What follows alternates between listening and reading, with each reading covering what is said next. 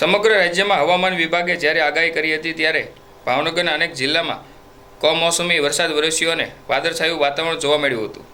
સાથે જ ઠંડો પવન પણ ફૂંકાયો હતો અને સતત 3 દિવસ પણ વરસાદની માહોલ છવાયા બાદ વહેલી સવારથી મેઘરાજાનું આગમન થયું હતું, જેમાં અનેક વિસ્તારોમાં પાણી પણ ભરાઈ જવા પામ્યા હતા।